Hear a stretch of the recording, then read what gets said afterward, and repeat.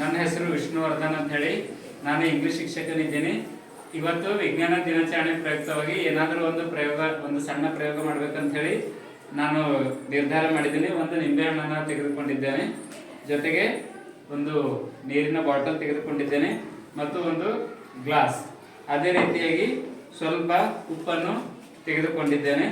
So ಇವಾಗ ನೋಡಿ ನಾನು ಏನು ಮಾಡ್ತೀನಿ ಅಂತ ಹೇಳಿ, ಈ ನೀರು ಬಾಟಲ್ ಇದು ಗ್ಲಾಸ್ ಅದಲ್ಲ, ಸೊ ಇದ್ರಾಗ ಏನು ಮಾಡ್ತೀನಿ ಅಂದರೆ ನೀರನ್ನು ಹಾಕ್ತಾ ಇದ್ದೀನಿ. ಒಂದು ಸ್ವಲ್ಪ ನೀರು ಹಾಕಬೇಕು. ಹಾಂ, ಈಗ ನೀರು ಹಾಕಿದ ತಕ್ಷಣ ಇದು ಏನದ, ಈ ನಿಂಬೆ ಹಣ್ಣನ್ನ ಏನು ಮಾಡ್ತೀನಿ, ನೀರಿನಲ್ಲಿ ಹಾಕ್ಬಿಡ್ತೀನಿ.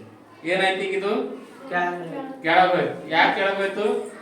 ಯಾಕಂದ್ರ ನೀರಿನ ಸಾಂದ್ರತೆಗಿಂತ ಈ ನಿಂಬೆ ಹಣ್ಣಿನ ಸಾಂದ್ರತೆ ಏನದ ಅಂದ್ರ ಜಾಸ್ತಿ ಆಗಿರುತ್ತೆ, ಹೌದಾ? ಸೊ ಹಾಗಾಗಿ ಇದಕ್ಕೆ ನಾನು ಪುನಃ ಏನ್ ಮಾಡ್ತೀನಿ ಅಂದ್ರ ಸ್ವಲ್ಪ ನೀರು ಸ್ವಲ್ಪ ಹೆಚ್ಚಿಗೆ ಉಪ್ಪನ್ನ ಹಾಕ್ತೀನಿ. ನಾನು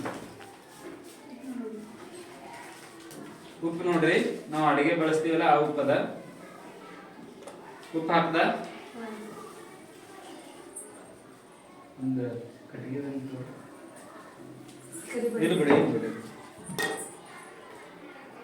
ಇದರಲ್ಲಿ ಮತ್ತೊಂದು ಸ್ವಲ್ಪ ನೀರು ಹಾಕ್ತಾ ಇದ್ದೀನಿ.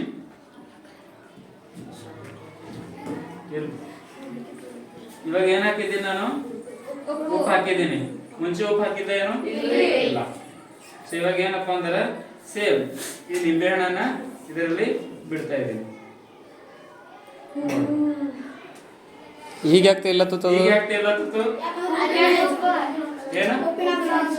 ಹಾ, ವೆರಿ ಗುಡ್. ಯಾಕಂದ್ರ ಉಪ್ಪು ಏನ್ ಮಾಡ್ತದ ಅಂತಂದ್ರ, ಇದು ಉಪ್ಪಿನ ಅಂಶ ಏನದ, salt increase density of water. ಅಂದ್ರ ಉಪ್ಪು ನೀರಿನ ಸಾಂದ್ರತೆ ಏನ್ ಮಾಡ್ತದೆ, ಹೆಚ್ಚಿಸ್ತದೆ. ಯಾಕಂದ್ರೆ ನಾವು ನೀರಿನಲ್ಲಿ ಉಪ್ಪು ಹಾಕಿದೀವಲ್ಲ, ಅದ್ರ ಕಡೆಯಿಂದ ಉಪ್ಪು ನೀರಿನ ಸಾಂದ್ರತೆಯನ್ನು ಹೆಚ್ಚಿಸುತ್ತದೆ. ಅದಕ್ಕಾಗಿ ನಿಂಬೆಹಣ್ಣು ಮ್ಯಾಲ ತೇಲ್ತದ. Salt increases density of water. ಅರ್ಥ ಆಯ್ತಾ? Thank you.